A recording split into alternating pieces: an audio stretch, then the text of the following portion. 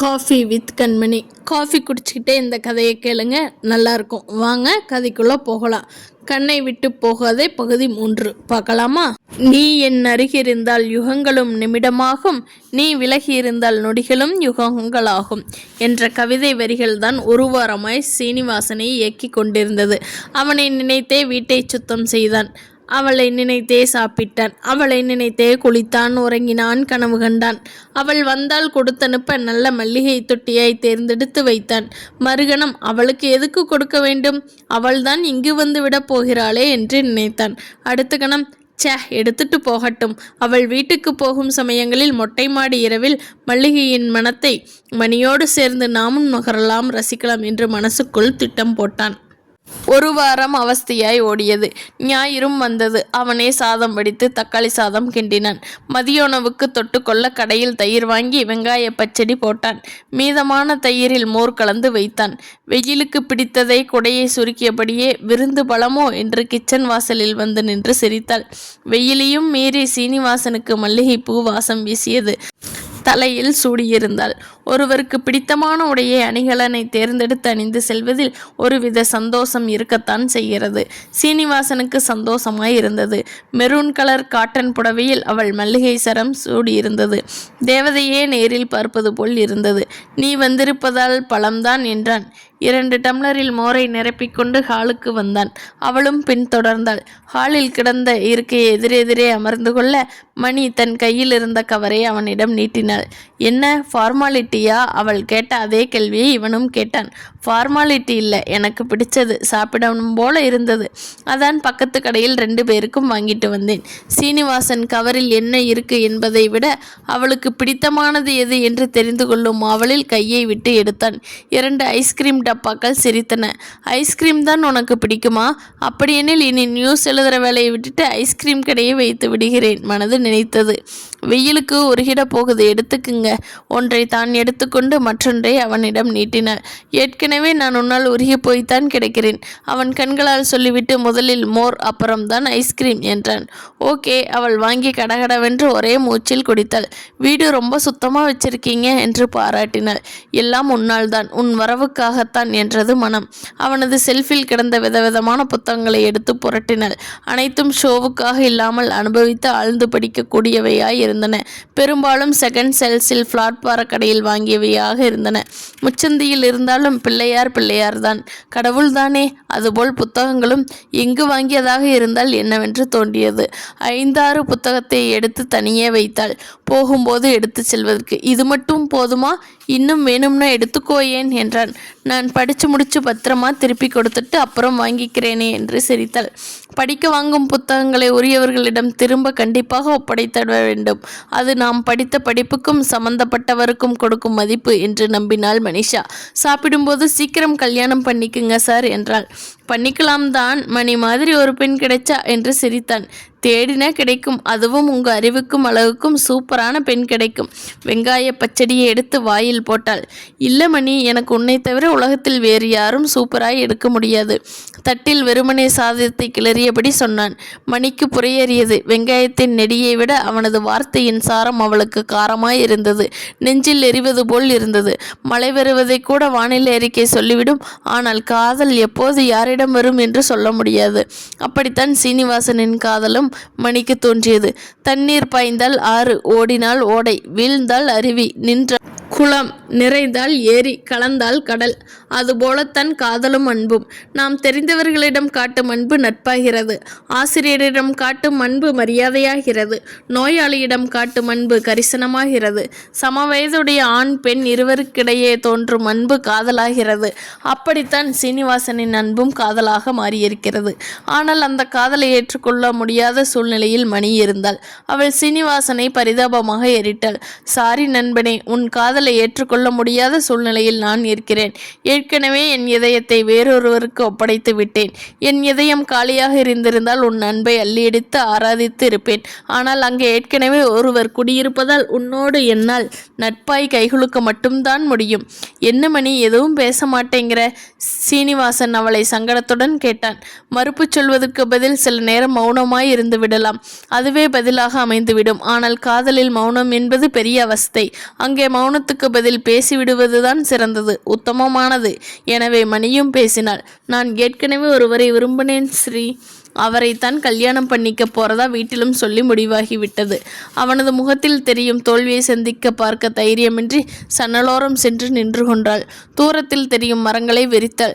சீனிவாசன் பதில் பேசாது இருந்தான். காதல் என்பது மோகம் அல்ல, உடம்பு மயக்கம் அல்ல, அது ஒரு வித இனிமையான உணர்வு. உன்னை ஏன் இந்த சிம்மாசனத்தில் உயர்த்தி வைக்கிறேன், உனக்கதில் சம்மதமா என்று கேட்பது. சில நேரம் இந்த கேள்விக்கு சம்மதம் கிடைக்கலாம். அப்படி கிடைத்தால் சந்தோஷம். கிடைக்காமல் போகும்போது வருத்தம் இருக்குமே ஒழிய சம்பந்தப்பட்டவர் மீது நாம் வைத்துள்ள மதிப்பு குறைந்து போகாது. காதல் என்பது ஒரு வழிப்பாதையாகவும் இருக்கலாம். சீனிவாசனுக்கு தனது காதல் ஒரு வழிப்பாதை என்பது புரிந்தது. இனி அந்த பாதையில் தான் தொடர்ந்து செல்வது சரியல்ல என்பது புரிந்தது. உடனே வந்த வழியே திரும்பிச் செல்லவும் முடியாது. அது வெறும் நடைபாதையாக இருந்தால் எளிதில் நினைத்த நேரத்தில் திரும்பி ஓடி வந்து விடலாம். இது மனசு. மெல்ல மெல்ல ஆமை போல்தான் நகர வேண்டும். சீனிவாசன் மணியை நெருங்கி கங்க்ராச்சுலேஷன் என்றான். மணி சன்னலிருந்து சட்டென அவனை திரும்பி பார்த்தாள். அவன் கண்கள் லேசாய் கலங்கியிருப்பதாகப்பட்டது. இந்த உலகத்தில் காதல் எல்லோருக்கும் வந்து விடுவதில்லை. அப்படியே வந்தாலும் நாம் விரும்புவர் நம்மை விரும்ப வேண்டும். விரும்பியவரே வாழ்க்கை துணையாக இருக்க வேண்டும். வாழ்க்கை துணையான பிறகு இல்லறம் இனிக்க வேண்டும். சீனிவாசன் தனக்கு அந்த அதிர்ஷ்டமில்லை என்று நினைத்து கொண்டான். காதலில் மட்டுமா? அம்மா, அப்பா, அண்ணன், தம்பி என்று எந்த பாசமும் தனக்கு முழுதாய் கிடைக்கவில்லை என்று எண்ணினான். அப்பாவை பாதியில் பறியொடுத்து அம்மா பராமரிப்பில் வளர்ந்து அவளும் போன பிறகு இவள்தான் என் தேவதை, என் வாழ்வில் ஒளிவீச போகும் விளக்கு என்றிருந்தான். ஆனால் அவள் எங்கோ தூரத்தில் ஒளிவீசும் வானத்து நிலா, யார் வீட்டுக்கோ சொந்தமாக போகும் விளக்கு. இனி அந்த விளக்கை கையெடுத்துத்தான் கும்பிட வேண்டும். கையில் எடுக்க ஆசைப்படக்கூடாது. நான் காதலிப்பவர் யாருன்னு கேட்க மாட்டேங்களா? மல்லிகை தொட்டியை எடுத்து கொடுத்தவனிடம் கேட்டாள் மணி. யாராக இருந்தாலும் இந்த மல்லிகை போல உன் வாழ்க்கை மனம் பரப்ப வேண்டும் என்றான் சீனிவாசன் சிரித்தபடி. அந்த துபாய் போன் சிவாதான் என் உட்பி என்றவள் தெருவில் சென்ற ஆட்டோவை கூப்பிட்டு ஏற்றி கொண்டாள். சீனிவாசன் அவள் போவதையே பார்த்தபடி நின்றான். உன் மனதை பதியம் போட்டு காதல் பூவை தருவாய் என எதிர்பார்த்தேன். ஆனால் நீ வேறையே பிடுங்கி சென்று விட்டாய். சீனிவாசன் மனதுக்குள் கவிதை ஓடியது. பயத்தில் 2 வகை உண்டு. ஒன்று இயல்பானது, மற்றது முரண்பாடானது. பாம்பை கண்டால் வரும் பயம் இயல்பானது. பாம்பு பொம்மையை கண்டால் வரும் பயம் முரணானது. மங்களத்துக்கு இயல்பான பயம் வந்தது. ஒரு தாய்க்கு ஏற்படக்கூடிய பயம் எழுந்து வயிற்றை பிசைந்தது. மணி 7ஆகியும் டியூஷன் சென்ற இளைய மகள் வரவில்லையே என்ற தவிப்பில் வாசலுக்கும் வீட்டுக்கும் நடந்தாள். வழக்கமாய் 5 மணிக்கெல்லாம் வந்து விடுவாள். இன்று ஏன் வரவில்லை என்ற கேள்வி எழுந்தது. சுமித்ரா எங்கே செல்வதென்றாலும் முன்கூட்டியே சொல்லிவிட்டு போய்விடுவாள். ஆனால் இன்று அப்படி ஏதும் சொன்னதாய் மங்களத்துக்கு ஞாபகமில்லை. சென்னை போன்ற பெருநகரங்களில் வீட்டை விட்டு வெளியே போனால் உயிருக்கு உத்தரவாதம் கிடையாது. பஸ்ஸில், ஆட்டோவில், சாலையோரத்தில், டீக்கடையில், எங்கு எது வேண்டுமானாலும் நடக்கலாம். வாகன போக்குவரத்து அதிகமாகிவிட்டதால் விபத்து என்பது சாதாரணமாகிவிட்டது. மனித தலைகள் பெருக பெருக நகரங்களில் உயிருக்கே மதிப்பில்லாமல் போய்விட்டது. அப்படி ஏதாவது மகளுக்கு ஆயிருக்குமோ என்று பயந்தாள் மங்களம். வேதாச்சலம் இருந்தாலாவது அவள் டியூஷன் படிக்கும் இடத்திற்கு சென்று விசாரித்து வருவார். அதற்கும் வழி இல்லாமல் தவித்தாள். பெண்கள் இப்போது நாளும் தெரிந்து வைத்திருக்க வேண்டியது அவசியமாகிறது. எனக்கு என்ன தெரியும், எல்லாம் அவர் பார்த்துப்பார் என்று ஒதுங்கி போவது பிரச்சனைகளிலிருந்து தப்பித்து கொள்ள எண்ணும் பெண்களின் செயலாகும். மங்களம் தன்னையே நொந்து கொண்டாள்.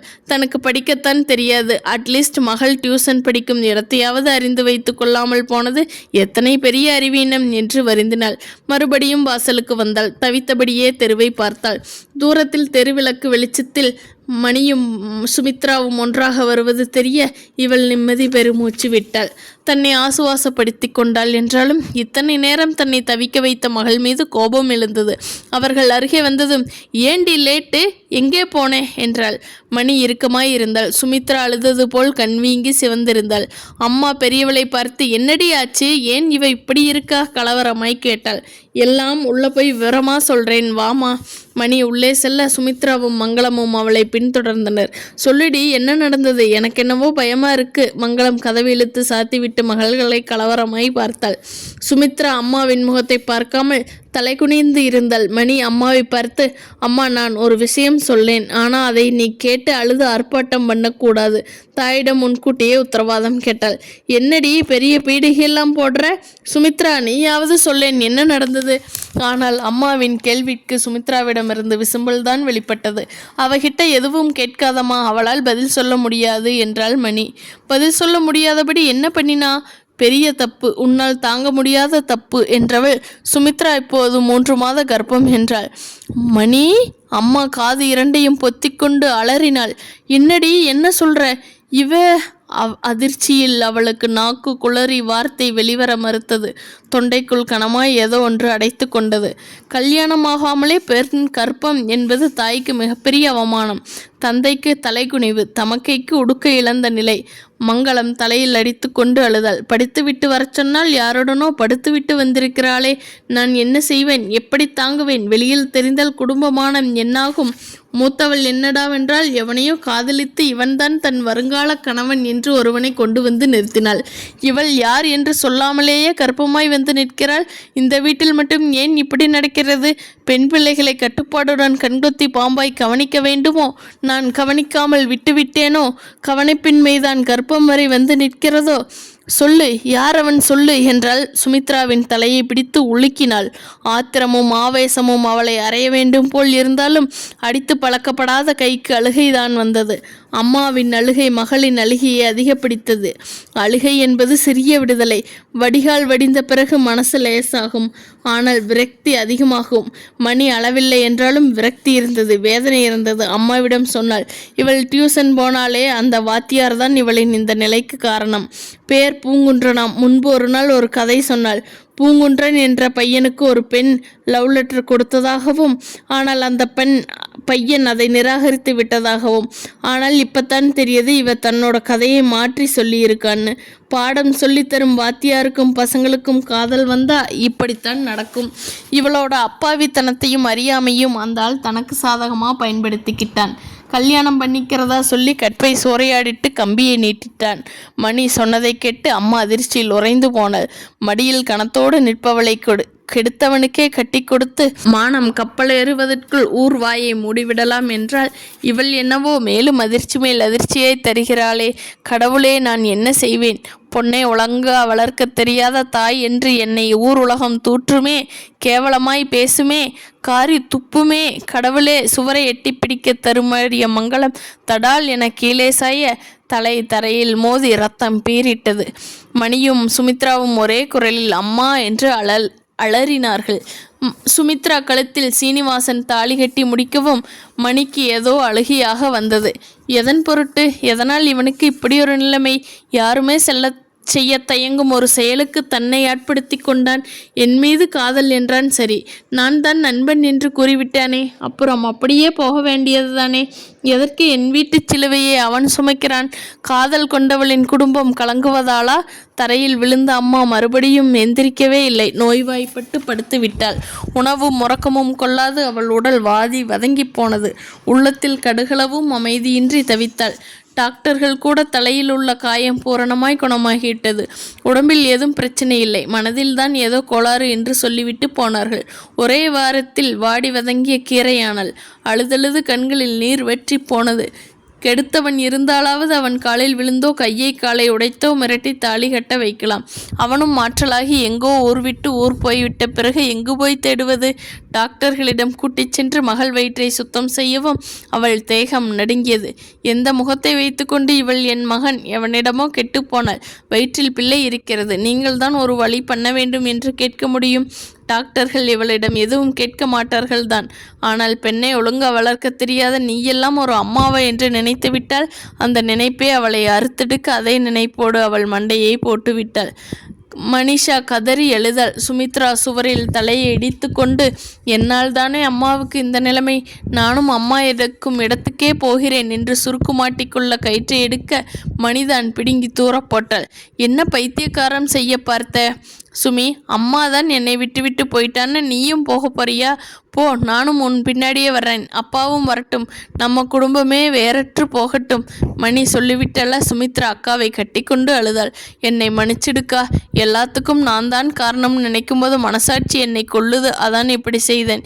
இனிமே எது வந்தாலும் தற்கொலை மட்டும் பண்ணிக்கிறதில்லேன்னு எனக்கு சத்தியம் பண்ணி கொடு. மணி அழுகியோடு கைகளை நீட்ட சுமித்ரா அக்காவின் உள்ளங்கையில் தன் கரங்களை வைத்து பதித்து கொண்டாள். வடநாட்டு பக்கம் எங்கேயோ 15 நாள் டூர் போய்விட்டு வந்த வேதாச்சலம் நடந்த அனைத்தையும் கேட்டு அதிர்ச்சியில் பிரம்மை பிடித்தவள் போல் ஆனார். ஏதேதோ அரற்றினார். மங்களம் மங்களம் என்று மட்டும் ஓயாது வாய் உச்சரிக்க மூளையில் நினைவற்று உட்கார்ந்து விட்டார். பட்ட காலிலே படும் என்பது போல் மணியின் குடும்பத்துக்கு சோதனை மேல் சோதனையாக அடுத்தடுத்து வந்து தாக்க இடிந்து போனாள் மனிஷா. குருவி தலையில் பனங்காயை வைத்தது போல் வீட்டுச் சுமை அவளை அழுத்தியது, பயமுறுத்தியது. திடீரென்று அம்மாவின் இழப்பு, அப்பாவின் சுயநினைவின்மை, எல்லாவற்றுக்கும் மேலாக தங்கையின் வயிறு என்று பிரச்சனைகள் பெரிதாகி கொண்டே போக இவளுக்கு தலை வெடித்துவிடும் போல் இருந்தது. ஆறுதலுக்கு ஆள் கூட இல்லாமல் தவித்தாள். அடுத்தடுத்து வீசிய புயலில் சிவாவுக்கும் கடிதம் எழுதக்கூட மறந்து போனாள். அவனிடமிருந்து ஏனோ கொஞ்ச நாட்களாய் கடிதம் வருவதில்லை, போனும் செய்யவில்லை. வேலைப்பளு அதிகமாயிருக்கும் என்று நினைத்து சமாதானம் அடைந்தாள். ஆபீஸுக்கு உயிரற்று போய் வந்தாள். இவளை உற்று கவனித்த சீனிவாசன் தான், அம்மா இழப்பு ஈடு செய்ய முடியாததுதான் மணி, அதுக்காக அழுதா கவலை போயிடுமா, பிரச்சனை தீர்ந்துடுமா, இப்படி உடலை வருத்திக்கிறதை விட்டுட்டு பழைய மணியா மாறணும், அதுதான் என்னோட விருப்பம் என்றான். அம்மா இறந்ததுக்கு நான் அழலே, அதைவிட பெரிய பிரச்சனைக்காக அழறேன். எப்படி தீர்ப்பது, வழி என்ன என்று தெரியாமல் நட்டாற்றில் தவிக்கிறேன். மனசுக்குள் அழுதாள். விதி என்பது நில நேரம் இயற்கையை விட புயலை விட கோரமாக வீசியக்கூடியது. உங்கள் குடும்பத்தில் வீசியது கொஞ்சம் அதிகம்தான்.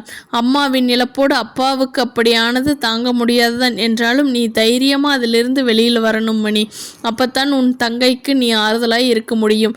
நீயே எழுத அவள் சின்ன பெண், அவளை யார் தேற்றுவது? சீனிவாசனின் பேச்சு மணிக்கு சிரிப்பை கொடுத்தது. யார் சின்ன பெண்? அவளா? அந்த சின்ன பெண் தான் இன்னொரு சிசுவை வயிற்றில் சுமந்து கொண்டிருக்கிறாள். அந்த சின்ன பெண்ணின் செய்கையால் தான் குடும்பமே சிதைந்து போனது என உனக்கு தெரியாது என்று மணியின் மனசு ஓலமிட்டது. எத்தனை நாளைக்கு துக்கத்தை தனியே வைத்து கொண்டு தவிப்பது? அதை யாரிடமாவது கொட்டிவிட வேண்டும். அப்போதுதான் பாரம் குறையும், மனசு லேசாகும், வழி பிறக்கும். சிரிப்பை யாரிட வேண்டுமானாலும் பகிர்ந்து கொள்ளலாம். ஆனால் துக்கத்தை ஒரு சிலரிடம் மட்டும்தான் சொல்ல முடியும். நமது சோகத்தை கேட்டு எதிரில் இருப்பவர் எள்ளி நகையாடக்கூடாது, மனதுக்குள் சிரிக்கக்கூடாது. வேணும், உனக்கு இன்னும் வேணும் என்பவராய் அமைந்து விடக்கூடாது. மணி சொன்னால் சீனிவாசனிடம் அனைத்தையும் சொன்னாள். சீனிவாசன் சிரிக்கவில்லை, சிந்தித்தான். இதற்கு என்ன வழி என்று யோசித்தான். தன்னால் காதலிக்கப்பட்டவள் இன்று கண்ணீரோடு நிற்கிறாள். அந்த கலையை முற்படுவதுதான் உண்மையான நேசிப்புக்கு அடையாளம். என்ன செய்தால் சுமித்ராவின் களங்கம் மறையும், மணியின் கண்ணீர் நிற்கும்? கற்பத்தோடு இருப்பவளை யார் கல்யாணம் பண்ணிக்கொள்ள வருவார்கள்? கற்பு என்பது உடலை பொறுத்தது என்று பெண்களுக்கு மட்டும் என்று யாரோ எழுதி வைத்து விட்டு போய்விட்டார்கள். தெரிந்து செய்வதுதான் தவறு. தெரியாமல் அறியா பருவத்தில் ஒரு பெண் செய்த பிழை எப்படி தவறாகும்? சீனிவாசன் ஆழமாய் சிந்தித்தான். ஆழம் என்பது அமைதியானது, அது அதிர்வை காண்பிக்காது. ஆனால் அதற்கு உணர்வுகள் உண்டு. சீனிவாசன் தனது நல்ல உணர்வை வெளிப்படுத்தும் விதமாய் சுமித்ராவை தானே திருமணம் செய்து கொள்வதாய் சொன்னான். மனிஷா அதிர்ந்து போய் பார்த்தாள். சுயநினைவோடு தான் பேசுகிறீர்களா என்றாள்.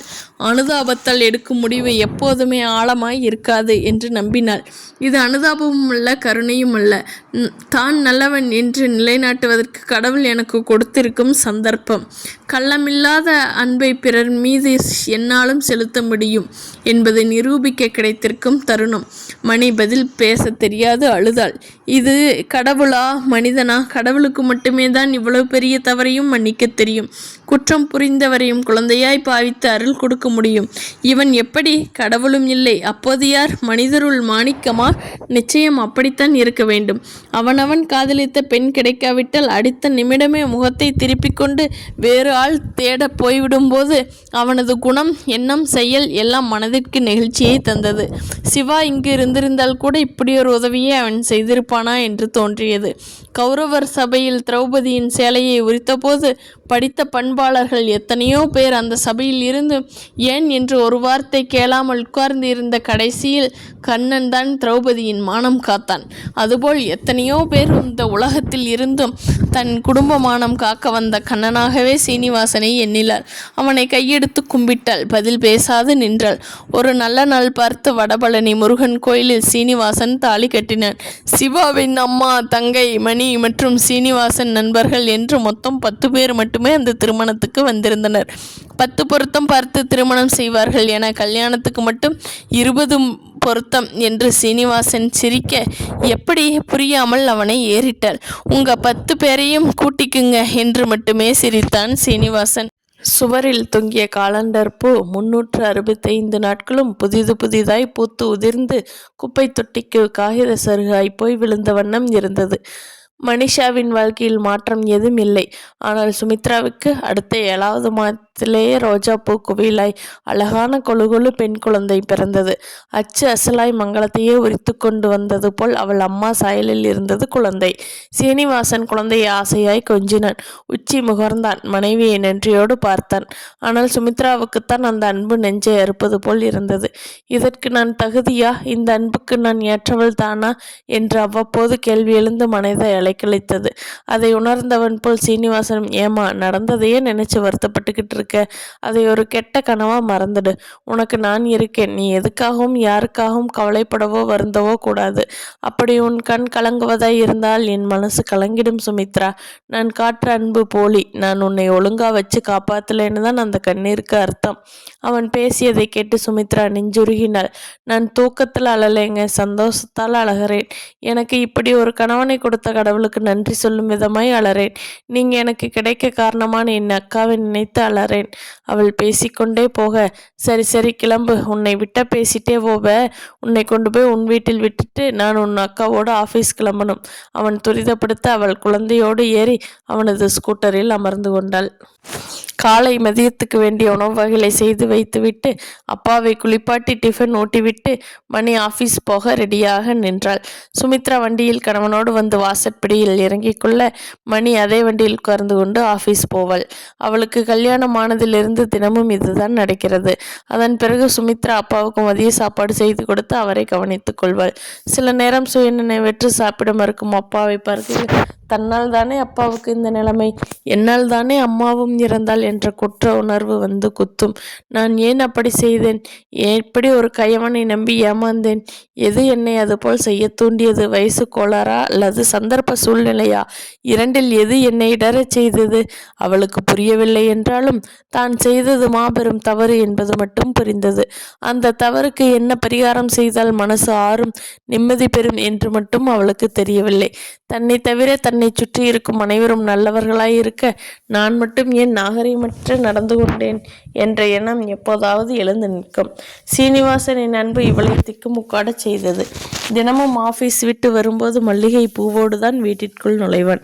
மனிஷா கூட ஒரு நாள் விளையாட்டாய், வெங்காய விலை மாதிரி பூ ஒரு முழம் 40-50 ஏறிப்போன என்ன பண்ணுவீங்க என்று கிளியாய் கேட்க, 100 ரூபாய் விற்றாலும் 50 ரூபாய் கொடுத்து அரை முழம் வாங்கிட்டு போவேன் என்பான். சரியான மல்லிகை பைத்தியம். போன ஜென்மத்தில் மோகினி பிசாசாய் இருந்திருப்பீங்க போல. மணி அவளை எள்ளி நகையாட, போன ஜென்மம் என்ன, இந்த ஜென்மத்திலேயே நான் மோகினியை பார்க்கிறேன் உன் ரூபத்தில். அவன் சீண்டினான்.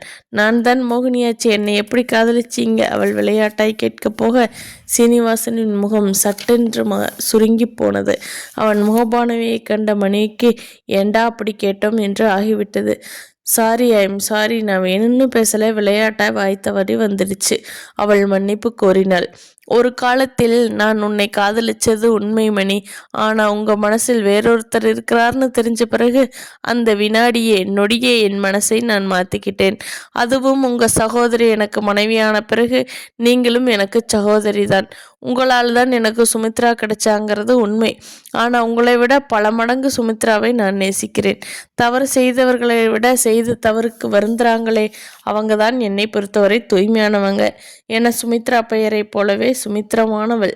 அவள் பேச மனிஷா செய்வதறியாது திகைத்து போய் நின்றிருந்தாள்.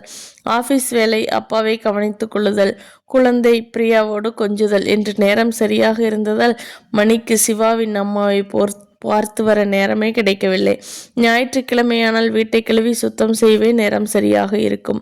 பாவம், கைக்குழந்தையை வைத்துக்கொண்டு அப்பாவையும் கவனித்துக்கொண்டு வீட்டையும் சுத்தம் செய்ய சுமித்ராவால் முடியாது என்று மணியை அனைத்து வேலைகளும் இழுத்து போட்டு செய்தாள். அவ்வப்போது சிவாவின் ஞாபகம் வந்து வாட்டும். எப்படி என்னுடன் பழகிய கொஞ்ச நாளிலேயே என் இதயத்தை கவர்ந்து விட்டார். கல்லூரியில் படிக்கும்போது கூட கைலாஷ் என்பவன் இவளையே சுற்றி சுற்றி வந்து இவளை காதலிப்பதாக சொல்வான். ஆனால் மனிஷா கண்டும் காணாமல் போவள். ஒரு நாள் பக்கம் பக்கமாய் கடிதம் எழுதி இவள் உட்கார்ந்து இருக்கும் இடத்தில் கொண்டு வந்து பெஞ்ச் மீது வைத்தவன், இதை படிச்சுட்டு நிச்சயம் நீ என்னை காதலிப்பே என்று பிதற்றிவிட்டு போனான்.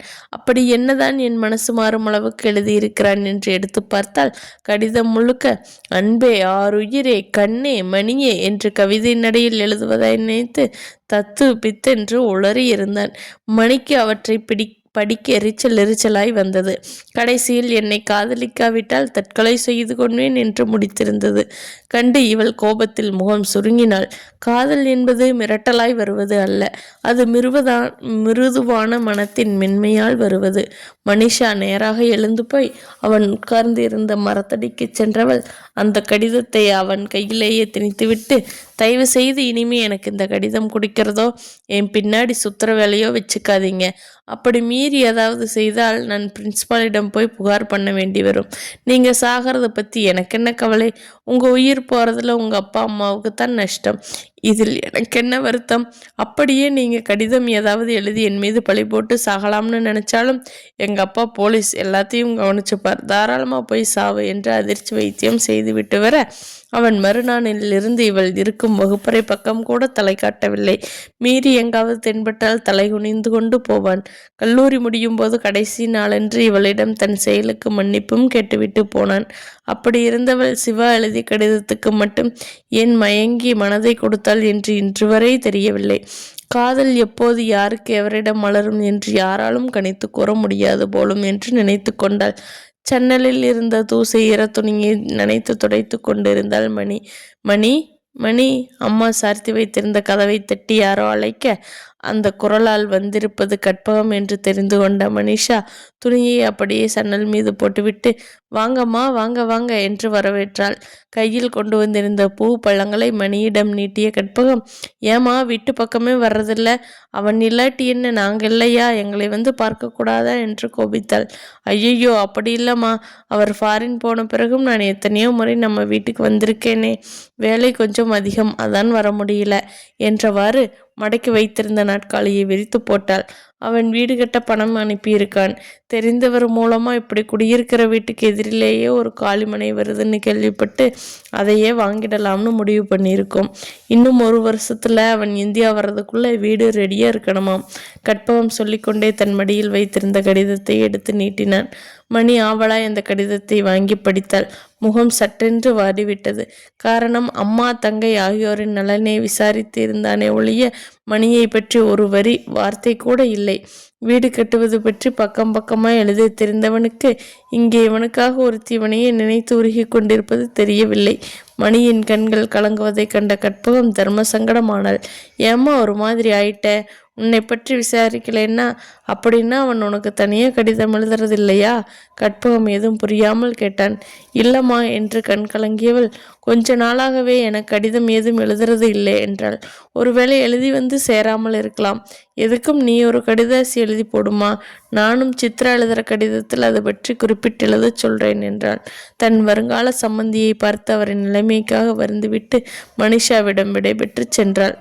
அவளை வழி அனுப்பி வைத்த மனிஷா அவன் கடிதம் ஏன் எழுதவில்லை என்ற கேள்வி மனதுக்குள் விஸ்வரூபமாய் எழுந்து நின்றது. காதல் இல்லாமல் வாழ்க்கை கிடையாது. அது ஓர் அற்புத சக்தி. இருளில் ஒளியாய், இரைச்சலில் நிசப்தமாய், முட்களில் மென்மையாய், தனிமையாய் இருவரால் ஒரு மனதை புதுப்பிது கோணங்களில் பார்க்க வைப்பதுதான் காதல். அடுத்து வந்த நாட்களை மனிஷா இப்படித்தான் கழித்தாள். சீனிவாசனுக்கு பொதுப்பணித்துறையில் வேலை கிடைத்தது. வேலூருக்கு குடும்பத்தோடு போய்விட்ட பிறகு மனிஷாவிற்கு நிறைய போர் அடித்தது. இங்கிருந்திருந்தால் குழந்தை பிரியாவுடனாவது கொஞ்சிக் கொண்டிருக்கலாம். இப்போது அதற்கும் வழியில்லாமல் போய்விட்டது. அப்பாவையும் சுமித்ராவை அழைத்து சென்று விட்டதால் இவளுக்கு வீட்டுக்கு வந்தால் நிறைய போர் அடித்தது. அப்படி போர் அடிக்கும் சமயங்களிலெல்லாம் சிவாவை நினைத்து கொள்வாள். இந்த நேரம் என்ன செய்து கொண்டிருப்பார்? ஆபீஸில் பில் போட்டு கொண்டிருப்பாரா, இல்லை அறையில் உட்கார்ந்து என்னையே நினைத்து கொண்டிருப்பாரோ தெரியவில்லை. கடைசியா இவள் ஏன் கடிதமே எழுதவில்லை என்று கோபித்து எழுதிய கடிதத்துக்கு மட்டும் எனக்கு நேரம் இல்லை, அதனால் கடிதம் எழுதவில்லை, நேரில் பேசிக்கொள்வோம் என்று சுருக்கமாய் 4 மாதங்களுக்கு முன் எழுதியிருந்தான். மணிக்கு அந்த கடிதத்தை பார்த்து ஒருபுறம் சந்தோஷமும் மறுபுறம் கோபமும் எழுந்தது. சந்தோஷம் அவன் விரைவில் வரப்போகிறான் என்பது, கோபம் எனக்கு கடிதம் எழுதக்கூட நேரமில்லாமல் அப்படி என்ன வேலை என்பதால் எழுந்தது. கடிதத்தை எடுத்துக்கொண்டு சிவாவின் அம்மாவிடம் ஓட அவள்தான் அடுத்த மாதம் 5ஆம் தேதி வருகிறான் என்று விபரம் சொன்னாள். எனக்கு ஏன் வரும் தேதியை குறிப்பிடவில்லை என்ற வருத்தம் இருந்தாலும் ஒருவேளை சஸ்பென்ஸா இருக்கட்டுமேனு சொல்லாமல் விட்டிருப்பார் என்று தன்னையே சமாதானம் செய்து கொண்டாள். அவன் வந்ததுமே கல்யாணம் என்ற கற்பகம் முன்பே சொல்லி இருந்ததால் மணி கற்பனையில் மூழ்கினாள். இன்விடேஷன் டிசைனை நல்லதாய் 4 செலக்ட் செய்து வைத்தாள். புதிதாய் 4-5 புடவைகள் வாங்கினாள். மாப்பிள்ளை வீட்டு சார்பாய் அவனுக்கு மோதிரமும் பட்டு வேட்டி பட்டு சட்டையும் கூட எடுத்து வைத்து விட்டாள். இனி மண்டபம் மட்டும்தான் பாக்கி. சென்னை போன்ற பெருநகரங்களில் அவ்வளவு எளிதில் மண்டபம் கிடைக்காது. அதைவிட ஒரு பெரிய ஹோட்டலில் ஹால் புக் பண்ணி விடுவது பெட்டர். அது அவர் வந்த பிறகே பார்த்து கொள்ளலாம். சாப்பாடும் ஹோட்டலிலேயே முடிந்துவிடும் என்று நினைத்தாள். இப்படி ஒவ்வொன்றையும் 1 மாதமாய் பார்த்து பார்த்து செய்தாள். அவனை நினைத்தே உறங்கினாள், உண்டாள். விடிந்தால் சிவா வரப்போகிறான் என்றபோது அவளுக்கு தூக்கம் சுத்தமாய் வரவில்லை. மனதில் படபடப்பும் சந்தோஷமும் இருந்ததால் தூக்கம் கூட வராது போலும் என்று நினைத்தாள். புத்தகத்தை எடுத்து புரட்டினாள். அதிலும் மனது பதியவில்லை. டிவியும் போரடித்தது. டேப்பில் பழைய பாடல் கேசட் ஒன்றை சொருகி ஆன் பண்ண அங்கேயும் இவள் மன ஓட்டத்தை பிரதிபலிப்பது போல் பாடல் ஓடியது. நீ இல்லாத உலகத்திலே நிம்மதி இல்லை, உன் நினைவில்லாத இதயத்திலே உறக்கமும் இல்லை. பாடல் மெலிதாய் சுழல மணி சோஃபா மீது சாய்ந்து உட்கார்ந்து கண்களை மூடினாள். தூக்கம் அவள் கண்களை மெல்ல மெல்ல தழுவ அப்படியே உறங்கி போனாள். விடிந்த பிறகுதான் டேப்பை ஆஃப் பண்ணாதது நினைவுக்கு வந்தது. சுவிட்சை நிறுத்திவிட்டு மணி பார்த்தாள். 5 ஆகி 10 நிமிடம் ஆகியிருந்தது. குளிக்கப் போனாள். குளித்து முடித்து கண்ணாடி முன் நின்றபோது முகத்தில் ஒரு பூரிப்பு இருப்பதை உணர முடிந்தது. அதிகமான அலங்காரம் சிவாவுக்கு பிடிக்காது. சாதாரணமாய் இருப்பான் மணி. இந்த அலங்காரம் அழகு எதுவும் நிலைக்கப் போறதில்லை. நம்மையே நமக்கு அந்நியப்படுத்தும். நமக்கே நாம் வேறு ஆளாய் தெரிவோம் என்பான். முகத்துக்கு லேசாய் பவுடர் பூசி சின்னதாய் ஸ்டிக்கர் போட்டு வைத்து கொண்டாள். நேற்றே ஃப்ரிட்ஜில் வாங்கி வைத்திருந்த மல்லிகையை அளவாக எடுத்து சூடிக்கொண்ட போது இயற்கையான அழகு செயற்கைத்தனங்களில் வருவதில்லை என்று பட்டது. அப்படியே செயற்கையை அழகு படித்து கொண்டாலும் அது 1 மணி நேரம்தான். மணியை பார்த்தபோது 6ஐ நெருங்கி கொண்டிருந்தது. 3 வருடம் கழித்தது கூட கஷ்டமாய் தெரியவில்லை. அந்த ஒரு தவம் போல் போய்விட்டது. ஆனால் இந்த 3 மணி நேரம் கழிவதுதான் பெரும் அவஸ்தையாய் இருந்தது. இந்நேரம் சிவா ஃப்ளைட்டில் வந்து கொண்டிருப்பாரா? என்னைப் போலவே அவருக்கும் இருக்குமா அவஸ்தை? இந்த துடிப்பு அனுபவம், இந்த தவிப்பு, இத்தனையும் சிவாவுக்கும் இருக்குமா? இருக்காது. அவன் எப்போதும் போல் இயல்பாய் இருப்பான். அதிகம் அலட்டிக்கொள்ளவே மாட்டான். வார்த்தை ஜாலங்களை தெரிந்து கடிதம் எழுதுவதை விட மனசில் இருக்கும் காதல்தான் உண்மை என்று நினைப்பவன். அவன் கடிதம் எழுத நேரமில்லை என்றபோது பாவம், பணம் சம்பாதிக்க வேண்டும் என்ற ஆசையில் இரவு பகலாய் உழைக்கிறார் போரும். அதான் நேரமில்லை என்று எழுதியிருக்கிறார். நேரில் வரட்டும், எல்லாம் பேசிக்கொள்ளலாம் என்று சமாதானம் செய்து கொண்டாள். சிந்தனையை ஓரம் கட்டி வைத்துவிட்டு மணி பார்த்தாள். இன்னும் சரியாக 1 மணி நேரம் இருக்கிறது துபாயிலிருந்து விமானம் வருவதற்கு. அதற்குள் அவரது அம்மாவை அழைத்து கொண்டு போய்விடலாம் என்று காலியாக சென்ற ஆட்டோவை கைத்தட்டி அழைத்தாள் மனிஷா. புதிதாய் பாப்பர்களை மரச்சடை செய்யும் விசாலமான சென்னை விமான நிலையம் துடைத்து வைத்த பொம்மை போல் சுத்தமாக இருந்தது. மிகவும் எதிர்பார்ப்போடு மணி காத்திருக்க ஆரம்பித்தாள். அருகே கற்பகம். மனிஷாவிற்கு மனசு தவிப்பாய் இருந்தது. விமானம் வந்திறங்கியதற்கான அறிவிப்பை தொடர்ந்து பரபரப்பானாள். கண்கள் ஆவலாய் அவன் வரவை எதிர்நோக்கின. 20 நிமிடங்களுக்கு பிறகு பயணிகள் ஒவ்வொருவராய் வெளியேற மனிஷாவின் கண்கள் சிவாவை தேடி துருதுருவென அலைந்தன. 4, 5, 6 7ஆவதாய் வந்த சிவாவை கண்டு குரல் கொடுக்க இத்தனைக்கீழ் சிவாவின் தோலை உரசியபடி மிக நெருக்கமாய் ஒரு பெண்ணும் வர இவள் குரல் தொண்டைக்குள்ளே அமுங்கி போனது. அவள் கழுத்தில் புத்தம் புதிதாய் தாலி மின்னலடிக்க இவள் கண்கள் ஒளியிழந்து போயின. செதில் செதிலாய் நொறுங்கிப் போயிருந்தாள் மனிஷா. மனதுக்குள் துகள் துகளாய் உடைத்து ரணமாய் வலித்தது. ஒருவரை நாம் அதிகமாய் நேசித்தால் அவர்கள் என்னதான் தவறு செய்தாலும் கோபமே வராது. மாறாக தன்னையே வெறுக்கச் சொல்லும். அதன் மீதே கோபம் எழும். உணர்ச்சிகளற்று ஜடமாய் இருக்க தோன்றும். மனிஷாவும் அப்படித்தான். எதுவும் பேசாது, தோன்றாது, புரிபடாது வெறித்த பார்வையோடு ஆட்டோவில் கற்பகத்துக்கு பக்கத்தில் உட்கார்ந்தார். விமான நிலையத்தில் சிவாவுக்கு நெருக்கமாய் அந்த பெண்ணை பார்த்ததும் மனிஷா முதலில் துணுக்குற்றாலும், ஒருவேளை வெளிநாட்டில் இருக்கும் நண்பனின் மனைவி, யாராவது ஹனிமூன் முடிந்து கூட ஒரு திரும்பலாம், ஏன் நாம் தவறாக நினைக்க வேண்டும் என்று முதலில் நினைத்தாள். ஆனால் அந்த நினைப்பு நிஜமாய் இருந்திருந்தால் எவ்வளவு சந்தோஷமாய் இருந்திருக்கும். மனிஷா மௌனமாய் அவன் முகத்தில் விடையை தேடி நோக்க அவனோ வேறு பக்கம் கண்களை திருப்பிக் கொண்டான். நல்லா இருக்கியா? ஒரு வார்த்தை கூட கேட்கவில்லை. தவறு செய்யும் கண்களுக்குத்தான் முகத்தை நேருக்கு நேர் பார்க்கும் தைரியம் இருக்காது. இவனுக்குள்ளும் ஏதோ தவறு இருக்கிறது. மனிஷா கலவரமாய் எண்ணும் போதே கற்பகம் முந்தி கொண்டாள். யாருடா இது? புதுசா கல்யாணமான பொண்ணா இருக்கு. உங்கூட வேற நெருக்கமா வர்றா. என்ன இதெல்லாம்? கற்பகம் மகனை கோபத்துடன் கேட்க அவன், வீட்டில் போய் பேசிக்கலாமா என்றான். வீட்டில் போய் என்ன? எனக்கு இப்பவே உண்மை தெரிஞ்சாகணும். கற்பகம் குரலை உயர்த்தி சத்தம் போட அங்கே விமான நிலையத்தில் உறவினரை காண வந்திருந்த கூட்டம் இவர்களை திரும்பி வேடிக்கை பார்த்தது. அந்த பெண் சிவாவையும் அவன் அம்மாவையும் அச்சமாய் மாறி மாறி பார்த்தாள். மனிஷாதான், அம்மா எதுவாக இருந்தாலும் வீட்டில் போய் பேசிக்கலாம் என்றாள். சூழ்நிலை கருதி இறுக்கமாக இருந்தாள். கற்பகம் மகனை மனதுக்குள் புரிந்து கொண்டே வந்தாள். மனிஷாவுக்கு நிச்சயமாய் எதுவும் புரியாவிட்டாலும் அவனது தயக்கமும் விலகலும் ஏதோ ஒன்று நடந்திருப்பதாய் பட்டது. அந்த ஏதோ ஒன்று திருமணத்தை தவிர என்னவாக இருக்க முடியும்? அன்பு என்பது என்ன? காதல் என்பது என்ன? அது எத்தகையது என்ற கேள்வி மனிஷாவுக்கு எழுந்தது. நேரில் இருந்தால் தானே காதல் நேர்த்தியாகுமா, வலுப்பெறுமா? கண்கள் தாண்டி போனால் மனசும் தாண்டி போகுமா? உள்ளம் மாறிவிடுமா? அவளுக்கு தெரியவில்லை. காதலின் நிலைப்பாடு எதுவென்றும் புரியவில்லை. அவனை பார்ப்பதற்கு கூட உடம்பு கூசியது. கோழையாய் முகம் தவிர்த்து விலகி ஓடுபவனிடம் நலமா என்று கேட்கக்கூட கூசியது. அவன் எதிரி இல்லை, யாரோ இல்லை, முன்கடம் வரை என் நெஞ்சில் இருந்தவன். ஆனால் அவனே நலமா என்ற ஒரு வார்த்தை கேட்காத போது வீட்டில் பூச்சியாய் போய் விசாரிக்க இவள் மனம் விரும்பவில்லை. வீடு வந்ததும் நான் கிளம்புறேம்மா என்று புறப்பட கற்பகம்தான், ஒரு நிமிஷம் உள்ள வந்துட்டு போ, அவனுக்காக இல்லாவிட்டாலும் அவன் அம்மாவுக்காக உள்ளே போனாள். கற்பகம் உள்ளே நுழைந்ததும் கதவை இழுத்து சாத்தினாள். சொல்லுடா, இப்போவாது சொல்லு, யார் அவள்? அவள் வார்த்தையில் கோபம் கொத்தளித்தது. இவ பேரு மாலதி, இவளைத்தான் நான் கல்யாணம் பண்ணிக்கிட்டேன். அவனுக்குள்ளிருந்து வார்த்தைகள் தடுமாறி பிசிராய் வந்து விழுந்தது. மனிஷாவிற்கு ஏற்கனவே ஒரு அக்னி பிரவேசம் நடந்து விட்டிருந்ததால் அந்த வார்த்தைகள் அதிகம் பாதிக்கவில்லை. இறுகிய பாறையாய் இருந்தாள். அவன் இவளிடம் பேசாத இவளிடமிருந்து விலகி போய்விட்டான் என்பதை புரிந்து கொள்ள முடிந்தது. என்ன தைரியம்டா உனக்கு? இங்கு உன்னையே நினைச்சு ஒருத்தி 3 வருஷமா காத்துக்கிட்டு இருக்கா. நீ இன்னொருத்தியை கூட்டிட்டு வந்து இவளைத்தான் கல்யாணம் பண்ணிக்கிட்டேன்னு சொல்றியே, நீ மனுஷனா? கற்பகத்துக்கு கோபம் வந்தது. இவனை எப்படி கருவில் சுமந்தோம் என்ற ஆத்திரம் எழுந்தது. நம்பிக்கை துரோகம் இவனுள் எப்படி நுழைந்தது என்று கேள்வி எழுந்தது. சிவா பதில் பேசாது நின்றான். சொல்லுடா, பதில் பேசாமல் இருந்தால் என்ன அர்த்தம்? அவள் மகனை அதட்டினாள். என்னால் பேச முடியலாமே. எல்லாவற்றுக்கும் சந்தர்ப்பம் சூழ்நிலைதான்மா காரணம். நான் நண்பரன் அறையில் தங்கியிருக்கேன்னு சொன்னது இவ அண்ணன் தான். இவளும் அங்குதான் வேலை செய்தாள். சந்தர்ப்ப சூழ்நிலை, இளமை, எல்லாத்துக்கும் மேல் தனிமை என்னை தப்பு பண்ண வச்சிடுச்சு. அந்த குற்ற உணர்வில் தான் மனிஷாவுக்கு கடிதம் கூட எழுதலை. அவளை மனிஷான்னு உன் வாயால் சொல்லாதே, அந்த தகுதி உனக்கில்லை என்று அம்மா புரிந்தாள். மனசு கட்டுப்பாடு இல்லாதவன் ஏண்டா காதலிச்ச? இங்கே ஒருத்தியை காதலிச்சிட்டு போய் அங்கே ஒருத்தியை கல்யாணம் பண்ணிட்டு வந்து நிற்கிற. நாளைக்கு இன்னொரு இடத்துக்கு போனால் அங்கேயும் ஒருத்தியை சேர்த்துப்பியா? மனிஷா மனதில் இருப்பதையும் சேர்த்து அவள் அம்மாவே திட்டினாள். பெற்ற தாயிடம், அதுவும் இது போன்ற சூழ்நிலையில் அம்மாவிடம் திட்டு வாங்குவது ஏறக்குறைய சாபம் பெறுவது போல. எந்த தாயும் தன் குழந்தைகளை, அதுவும் வளர்த்த குழந்தைகளை எளிதில் திட்டமாட்டாள்.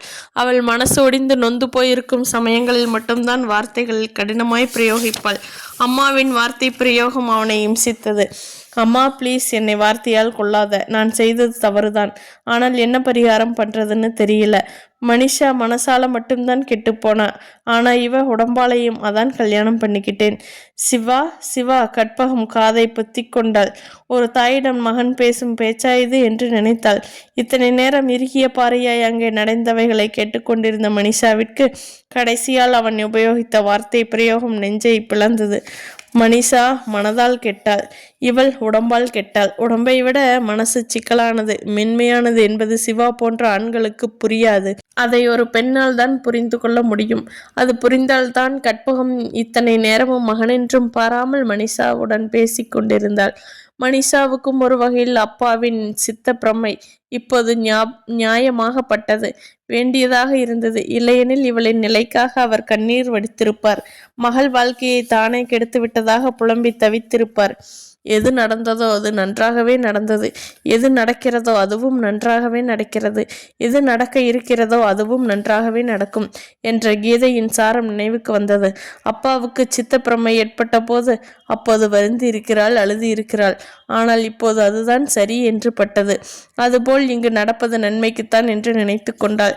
எனக்கான வானம், எனக்கான பூமி, எனக்கான பூக்கள் தூரத்தில் எங்கோ விரிந்து பறந்து மலர்ந்து கிடக்கும்போது என் மனதை புரிந்து கொள்ளாத, என் காதலை தெரிந்து கொள்ளாத இவனுக்காக நான் ஏன் அழ வேண்டும், கண்ணீர் வடிக்க வேண்டும், மன்றாட வேண்டும்? வாழ்க்கையில் ஒரு பஸ் பிரேக் டவுன் ஆகிவிட்டால் அடுத்த பஸ் பிடித்து வீடு போய் சேருகிறோமே, அங்கேயாவா அழுது உட்கார்ந்து கொண்டிருப்போம்? அது மாதிரித்தான் காதலும். இவன் சரியில்லை என்பதற்காக நான் உயிர் விடப் போவதில்லை, உட்கார்ந்து அழப்போவதில்லை. எழுந்து நடப்பேன், முன்னிலும் வேகமாய், வெறியாய். நான் நடக்கப் போகும் இந்த வாழ்க்கை பயணத்தின் வழி துணையாய் யாராவது கிடைக்கலாம், கிடைக்காமலும் போகலாம். ஆனால் வாழ்க்கை மட்டும் சுகமானது, இனிமையானது, அனுபவம் நிறைந்தது. நான் அதை முழுதாய் அனுபவிப்பேன், உயிர் மூச்சுள்ளவரே. மனிஷா கற்பகத்தை திரும்பி பார்த்து கை கூப்பினாள். வருகிறேன் என இறங்கி நடந்தாள். நடந்தவளை கற்பகத்தின் நில்லு என்ற குரல் தடுத்து நிறுத்தியது. மனிஷா என்ன என்பது போல் திரும்பி பார்த்தாள். என் மகன் உன்னை மறந்திருக்கலாம், ஆனால் என்னால் உன்னை மறக்க முடியாது. இத்தனை நாளும் மருமகளாய் நினைச்சிருந்தேன், இனி மகளாய் நினைச்சுக்கிறேன். நானே உனக்கு நல்ல பையனா பார்த்து கல்யாணம் பண்ணி வைக்கிறேன். இரு, நானும் உன்னுடன் வர்றேன் என்று இறங்கி நடக்க மனிஷா ஸ்தம்பித்தாள், சந்தோஷப்பட்டாள். இவனுக்கு இப்படி ஒரு அம்மாவா? ஆனந்தித்தாள். இருந்தாலும் சொன்னாள், நீங்க என்னை மகளா ஏத்துக்கிட்டது சந்தோஷம். ஆனா உங்களுக்கு இன்னொரு மகளும் இருக்கா. சித்ராவை நீங்க கரையேற்றணும். அதுக்காகவாவது நீங்க இந்த வீட்டில் இருந்துதான் ஆகணும். அம்மாவின் கையை பிடித்து மனிஷா நெகிழ்ச்சியாக பேசினாள். அன்பு உள்ளங்களை காணும்போது மனம் நெகிழ்ந்து போவது இயல்புதானே. ஆனாலும் கற்பகம் சொன்னாள், சித்ராவை கரை சேர்க்க வேண்டியது அவனோட பொறுப்பு. ஆனா உன்னை கரை சேர்க்க வேண்டியது என்னோட பொறுப்பு மட்டுமல்ல, கடமை, அவசியமும் கூட. வா போகலாம். மனிஷாவின் கையை பிடித்து கொண்டு கற்பகம் நடந்தாள்.